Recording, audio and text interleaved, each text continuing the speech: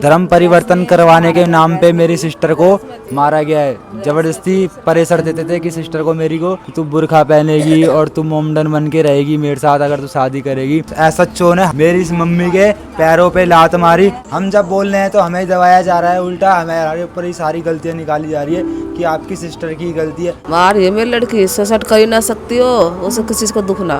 Torture कर करके मेरी लड़की को मारा, बेल्ट भी मारी उसने। ड्यूटी पे गई थी वो तो यहाँ से घर नहीं आई। फिर उसके बाद में उसने फोन करा मेरे पास में कि तुम्हारी लड़की मार के मैंने गिर दी फांसी लगा के। लड़के ने कहा? हाँ, यहाँ हमें भी धमकी दी आके कि अगर लड़की की शादी मुझसे ना हुई तो मार दूंगा मैं। कितने इन पर रेप करवाया मेरी पर फांसी लगा। एक काऊ में तो आई नहीं, इतनी लंबी चौड़ी है वो। जैसे मेरी मारी है ना ऐसी उसे भी फांसी होनी चाहिए। अच्छा ये बताइए पुलिस ने क्या कार्रवाई करी है? ना कर दी पुलिस वाले तो, और मार लात और मार दी पुलिस वाले ने यहाँ पे तो। ये देखिए पुलिस वाले कैसे हम पे दबाव बनाया जा रहा है। नमस्कार, मैं रिया और आप देख रहे हैं झलको दिल्ली। अभी इस वक्त मौजूद हैं हम लोग स्वरूप नगर खड्डा कॉलोनी गली नंबर 3 में, जहां पर लगातार आप देखते हैं कि आपराधिक घटनाएं बढ़ती जा रही हैं। ऐसे में लड़का हो लड़की हो, हर तरफ के मामले आपके सामने लगातार आते रहते हैं। लेकिन अभी मैं आपको बता दूं कि यहाँ पर एक लड़की जिसको गुजरे हुए मात्र 3 से 4 दिन हो चुके हैं। पूरा मामला क्या है वो परिवार से जुड़कर ही आपको बताएंगे। बिमली जी, लड़की का क्या नाम है? आरुषि। क्या उम्र थी उनकी? 23 साल। क्या काम करती थी? सिविल डिफेंस में। कितने साल हो गए? 4 साल हो गए थे। अच्छा, अभी जो मामला सामने आया है बता रहे हैं कि मतलब सुसाइड किया है या फिर मारा गया है, आपको क्या लग रहा है? मार ये मेरी लड़की सुसाइड कर ही ना सकती हो, उसे किसी चीज को दुख ना।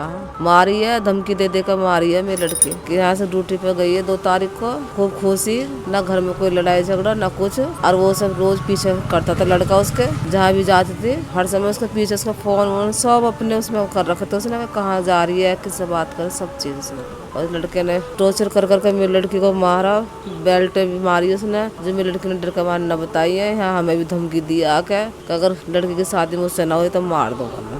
ड्यूटी पे गई थी वो तो यहाँ से घर नहीं आई।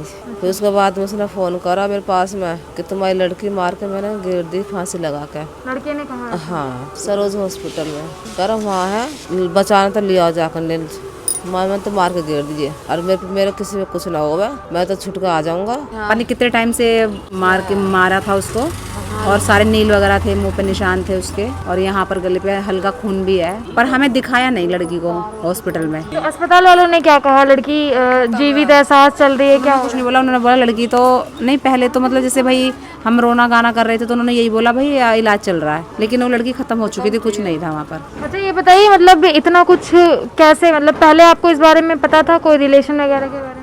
ऐसे कुछ ना, बस हमारे लड़की के उससे दोस्त था वो, घर पे धमकी भी देख गया 2 बार आके मारने की। लड़की हाथ भी जोड़ दी कि मम्मी मैं शादी ना करूँ इससे, टॉर्चर कर रहा, मुझे ज्यादा ही परेशान कर रहा, मेरे पैसे ऐसे भी खा लिए इसने सारे। अच्छा, लड़के से मुलाकात कहाँ पे हुई थी उनकी? कितने साल हो गए थे रिलेशन में? अब ये लड़के से मुलाकात तो पता चला है कि जैसे पिछले लॉकडाउन से ड्यूटी लगी थी उसकी राशन बांटने में स्कूल में, तो वो लड़का भी वहीं पर आया था कि मैं मतलब शादी न करेगी तो मार दूंगा, मेरा धर्म अपनाएगी, जैसे कहूँगा ऐसे करेगी, और ना करेगी तो मार दूंगा, घर वालों को मार दूंगा और तुझे मार दूंगा, ना तो शादी कर। लड़की ने पैसे वैसे मांगोगे, कही होगी मम्मी कभी पैसे में शादी के लिए मैंने इकट्ठे कर रखे थे, लड़की का आधा मकान बेचा मैंने इधर। उसने शादी के पैसे भी खा लिए मेरी लड़की के, ATM भी था उसके पास में। लड़की की अकाउंट डिटेल ये सब कैसे पहुंचा उनको? वो खुद ही लेके गया उसे, अकाउंट ऐसे जो खुलवा दिया कि उसका अपने जगह जहाँ उसका खुल रहा था ना, जॉइंट अकाउंट। हाँ जॉइंट अकाउंट। अब जब भी जरूरत पड़ा उसे जब पैसे निकाल ले वो। अच्छा, आपकी अपनी बहन से बातचीत होती थी कभी इस बारे में, लड़के के बारे में, या आप जानते थे कुछ? लड़के के बारे में इतना सब मेरे को कुछ नहीं पता था। मेरे को इतना पता था जो मेरी सिस्टर की जो फ्रेंड है तो उसका कोई रिलेशन में लगता था, वो इतना मेरे को पता था। तो इसी कारण वो उनको ले आता था और लेके आता था, तो इसी कारण उससे मतलब मेरी सिस्टर की दोस्ती हुई और इसी से मतलब उसकी फ्रेंड की वजह से ही आगे बढ़ती गई। जब उसे पता लगा कि ऐसा होने वाला है इस लड़की के साथ, तो जो मेरी सिस्टर की फ्रेंड थी वो तो पहले दूर हो गई, अपना बचाव करने लगी वो, और मेरी सिस्टर को इन जिहातियों के उसमें घुसेड़ दिया, मतलब बीच में घुसेड़ दिया है। और जिस दिन वारदात हुई है उस दिन मेरी सिस्टर को सुबह सुबह घर से ले गया था कि आ जाओ तुम्हें काम पे छोड़ दूंगा, तो ये कह के मेरी सिस्टर को ले गया। और शाम को 9:10 पे कॉल आती है कि आपकी सिस्टर ने ट्यूशन में कर लिया सुसाइड। अगर मेरी सिस्टर ने ट्यूशन में सुसाइड करा होता तो ट्यूशन वाले पहले 100 नंबर कंप्लेंट करते, पुलिस कंप्लेंट करने के बाद जो पुलिस कार्रवाई करती तब जाके बॉडी नीचे उतारती, नीचे उतारने के बाद आगे कुछ कार्रवाई करती। लेकिन ऐसा कुछ नहीं हुआ। वो युवा मेरी सिस्टर की बॉडी लेके सरोज हॉस्पिटल जो रोहिणी में है उधर लेके पहुंचा हुआ था और हॉस्पिटल वालों ने पहले उसे मृत्यु घोषित कर दिया था मेरी सिस्टर को। तो वहाँ पर ये छोड़ के भाग रहा था बॉडी को, और तो गार्ड को उस पर शक हुआ, तो गार्ड ने क्या करा, अपने साथ एक और सिक्योरिटी गार्ड को बुलाया और उसको व्यक्ति को वहीं मतलब रोका, और रोकने के बाद जो वहाँ पर पीसीआर खड़ी थी उनको सूचित किया। वो सूचित होते ही वहाँ पर जो पुलिस थे वो आए। इसी कारण हमें भी फिर बाद में पता लगी कि आपकी सिस्टर का सुसाइड मतलब ये कर दिया है, मर्डर कर दिया है, और इसका नाम दे गया सुसाइड का। और जी मेरी सिस्टर ने सुसाइड नहीं करा है, उसका मर्डर करा गया है। धर्म परिवर्तन करवाने के नाम पे मेरी सिस्टर को मारा गया है। जबरदस्ती प्रेशर देते थे कि सिस्टर को मेरी को कि तू बुर्खा पहनेगी और तू मोमडन बन के रहेगी मेरे साथ अगर तू शादी करेगी। मेरी सिस्टर को ऐसा कुछ मंजूर नहीं था। मेरी सिस्टर ने बोला जब तक मेरे घर वाले जिंदा है मैं अपने सारे शौक पूरे करूंगी, लेकिन लड़के को ऐसा कुछ मंजूर नहीं था। लड़का पता नहीं कब प्लान बना के बैठा था, मौका देख रहा था और उसको मौके का फ़ायदा मिला तो उसने ये काम करा। और उसके साथ 3-4 युवा और थे, लेकिन उनका कोई पता नहीं चल रहा है। युवा अकेला पकड़ रखा है जो कि वो ये कहता है कि मैं अकेला था, लेकिन अकेला नहीं था, और भी तो उसके साथ। पुलिस ऐसी कोई कार्रवाई नहीं कर रही है, दबाव नहीं दे रही है जो वो बता सके कुछ।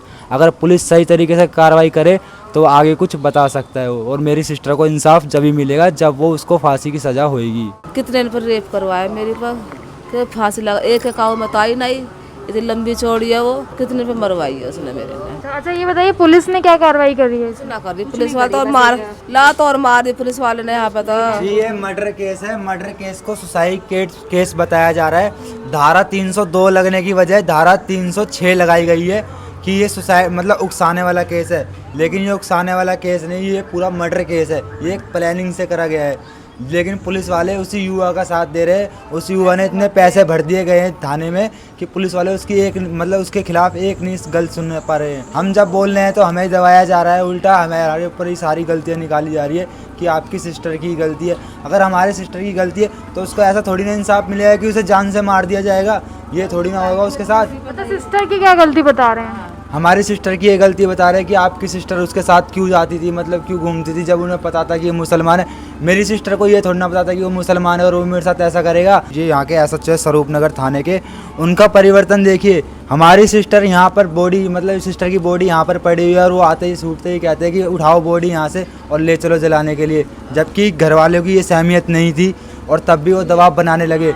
मेरी मम्मी ने इसका खिलाफ मतलब कुछ एक्शन उठाया तो उन्होंने क्या करा, साइड में बुला के लेडीज़ों को और एसएचओ ने हाथापाई करी, मतलब हाथापाई नहीं करी, लाश से बात करी सीधा।